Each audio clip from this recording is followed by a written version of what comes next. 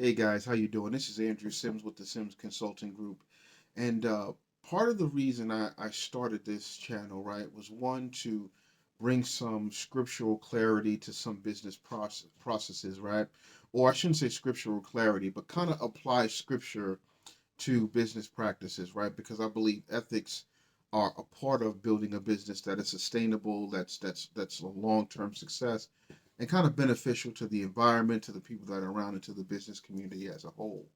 Um, but the second part of why I really started this channel was to kind of demystify some of the terms that business people talk about. So younger entrepreneurs, newer entrepreneurs can understand what some of these major corporations are doing or understand where they fit within the market or really prepare their business for the growth they're looking to achieve, whether it's building your business to sell it, building your business as a part of your legacy to pass it on to your children, right?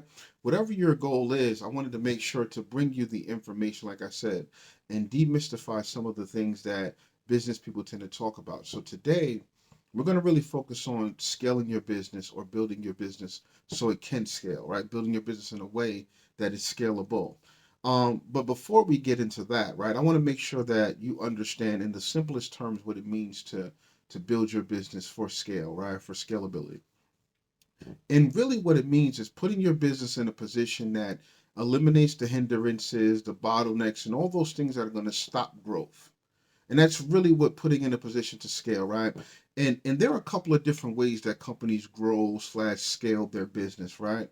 But really, what you want to think about is what are the hindrances to growth. So when you're looking at a company, right, as a business consultant, right, when I walk through the door and they say, "Hey, we're having trouble building the scale, we're having trouble growing," right? And we think it's this particular area, or we think it's that particular area, or whatever, right? Sometimes they have a general idea. Other times they just don't know why they're not growing at the rate that they are. So we kind of look at the company as a whole. Um, but from an analyst type of perspective, when you're talking about looking at a company that has issues with growth, right? There are a couple of different ways that you can approach it. One, you can approach it from a cultural standpoint. Is it something in the culture that's eliminating innovation, that's hindering growth for the individual, which is going to hinder growth for the company, right? Or is there something to where the culture is kind of closed down, right? The second thing is, are you let me how do I the best way I say this is are you in the right market? Right. What I mean by that is let's take Blockbuster again, right? Blockbuster, if right before Redbox and all those things kind of hit, right? Blockbuster could have called me and say, "Hey, man, our business is not growing, man. Our business is right before those things started taking place." Take yourself back to, I want to say, early 2005, 2006, or whatever, right? I believe they were still around at that time. But let's say Blockbuster gives me a call and Blockbuster says, "Hey, we're not growing." And what's happening is, right, they're trying to figure out how to scale or grow their business more. And really, they weren't in the right market, if you understand what I'm saying, because the market was turning. So they had their technology, right? Their VHS, their DVDs, right? And they were basically saying, "Come to us, and we'll hand you the DVD. You hold it for a couple days, blah blah blah blah blah, right?" And their price points were a couple of dollars to $5 or something in that nature, right? You can bring games. Redbox said, "We're gonna meet you at the grocery store or your gas station or whatever, and we're gonna only charge you $1, but you can only rent it for one day." So then Redbox came and they said, "Hey, we're going to bite into some of Blockbuster's market share, right?" And Blockbuster started to put out the Redbox, type of, machines and things like that. But then this wave came along called Netflix. And it pretty much said, you're not even gonna have to leave your house to get the movies. We're gonna bring them to you. Now Blockbuster calls me and says, "We can't grow the scale." But I'm gonna, and the reason they can't grow or they can't continue to grow is because they're in the right market to a certain extent, but they're antiquated, they're outdated, their systems are old, right? Time is moving along without them, and they're not becoming innovative. They're not changing with the times. They're trying to do an old thing in a new environment. And what happens is that's an hindrance to growth, right? And that's not something you can necessarily always overcome. Sustainability is a real tricky thing. And very few companies actually build sustainable businesses because sustainable companies require you to pivot based on, I don't want to say a particular amount of time, but to build a sustainable business, you have to be very uh, exceptional at pivoting with the market. You have to be able to see and forecast things that are going to change within your new technology, new systems, new processes, new customer trends. You have to be able to pinpoint those things, not necessarily with accuracy, but you need to be able to see where the trends are going and pivot your business in a way to meet the client where they're going to be as opposed to where they are right now.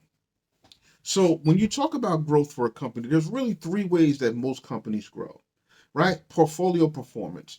Basically, what does your company do and how successful are you at doing it?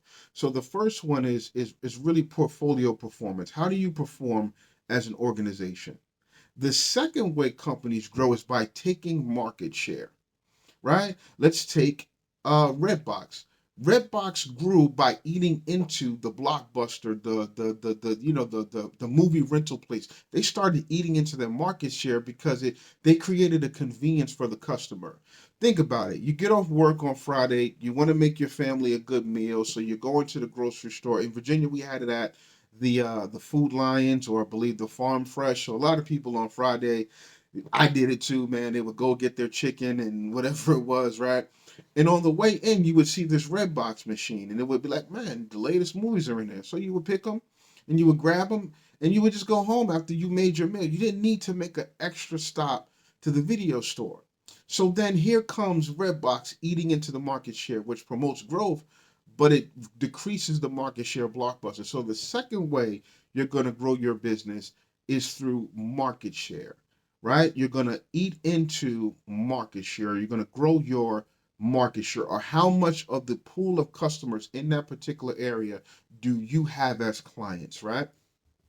Sorry about that. My computer died, so let me turn it back on.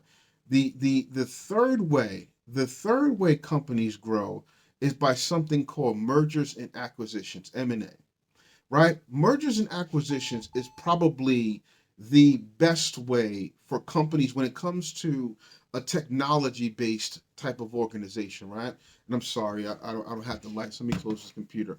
Mergers and acquisitions is probably one of the best ways from a growth standpoint, specifically in technology, or really not just necessarily technology, but since everything is really tapped into technology, we're going to say that we're gonna focus on technology for right now. Let's say, right, perfect example. Hyundai came out, right? Hyundai came out, and they used to have a lot of issues with their transmissions. One of the biggest issues that Hyundai had back in the day was they had an issue with their transmissions. For some reason, I don't know, right? There was a problem with Hyundai's transmissions. Now Hyundai is already eaten into the market share because it has a great price, right? It's a great price point. It's a decent looking car. It kind of mirrors other models out there, and it's kind of what they still kind of do now. They mirror other models out there, right? They kind of take what's good, they adjust it a little bit. Hyundai, right? And they bite into the market share some that way, but they realize we have a vulnerability when it comes to our transmissions. So, from a mergers and acquisition standpoint, what they could do at that point in time is either partner with a company that was great at transmissions, or they could buy a company that was successful at building transmissions, right? Because again, they may not be the expert, they may not do it right, right? They may not have the car part down, but they're great at transmissions.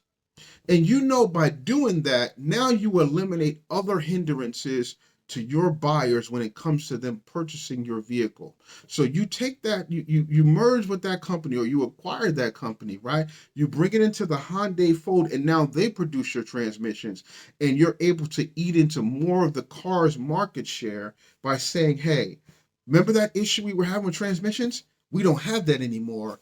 And then they came out with the 100,000-mile warranty, and I forgot what company they partnered with to fix their transmission problem, but they went out and they partnered with another company. but they could have also acquired the company.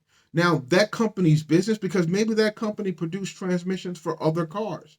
They had to in order to build great transmissions, right? So now you're not only bringing to their client, you're bringing their clientele and able to, you solve two problems. You increase your market share by buying a productive company that builds transmissions for auto retailers that are out there, right? But then you also fix the problem in your own backyard by allowing them to build your transmissions for you.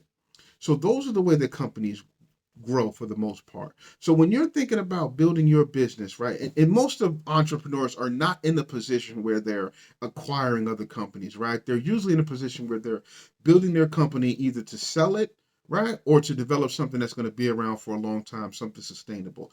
But for the most part, when it comes to being a scalable business, you have to eliminate your hindrances. And some of those hindrances are, your supply chain, your supply chain system.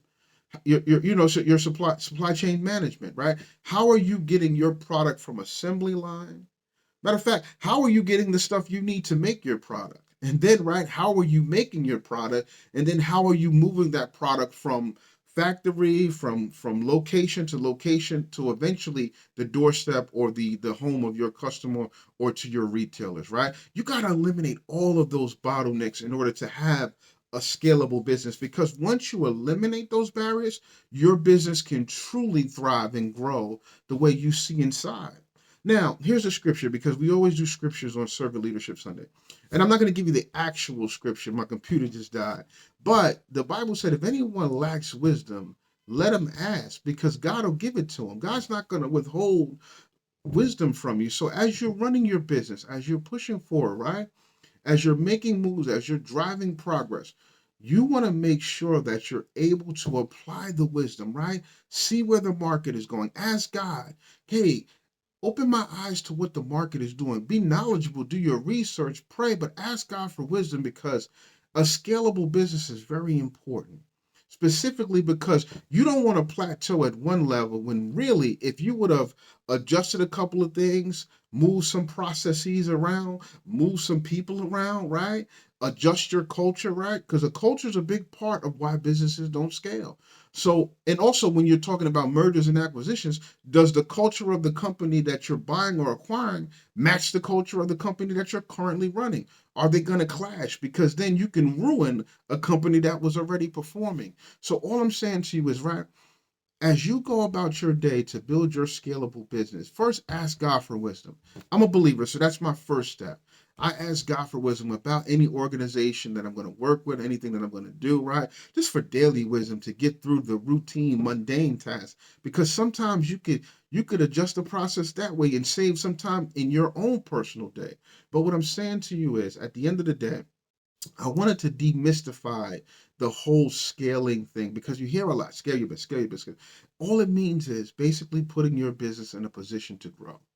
Whatever that means for you, whether it's partnering, whether it's removing hindrances, whether it's cultural adjustments, just put your business in a position to where it can perform, and remove those roadblocks so you can be as successful as God created you to be. Once again, this is Andrew Sims with the Sims Consulting Group. Build your business so it can scale. Peace.